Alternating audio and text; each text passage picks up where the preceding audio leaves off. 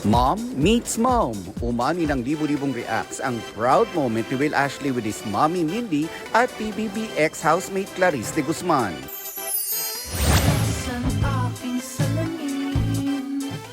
The long wait is over for Barda fans. Muling mapapanood sina Barbie Fortesa at David Licauco sa Beauty Empire. Baka this week na po lumabas ang role ni David as Javier. Mapapanood yun na po ulit ang Barda. Happy dahil nakapag-acting na ako and sabi ko kay Barbie, na-miss ko siya katrabaho, especially sa larangan ng acting dahil the past few months, what we have been doing was shoots, diba? So, not yung acting talaga. Bukod sa serye, busy rin ngayon si Barbie sa iba't iba pang commitments, habang si David naghahanda namang bumalik sa kanyang first love.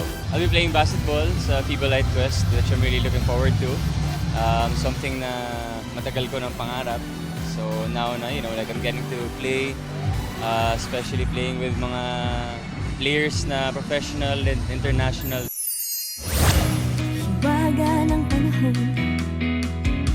akbay ng ambon, wala. Babalikan din ni Khalil Ramos sa kanyang first love, ang pagkanta. Para yan sa pelikulang One Hit Wonder featuring OPM hit songs noong 80s at 90s. Nagsimula ako sa industriya as a singer lang talaga. Hindi ako marunong umarte. Yung role ni Entoy, yun din yung pinangahawakan niya.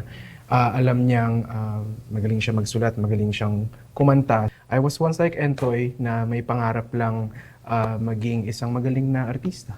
Makakasama rin niya si Cruz versus Cruz star Gladys Reyes na for a change ay hindi kontrabida kundi isang supportive mom at tita. Siguro yung dapat wala pa rin, hindi ka pa rin tumitigil na natututo, di ba? Kahit na ilang henerasyon na, I'm just so happy na mula noon na ang inapi ko si Judy Ann, di ba? Claudine, sila ano. Ngayon, inaapi ko na yung mga bagong new breed of actors.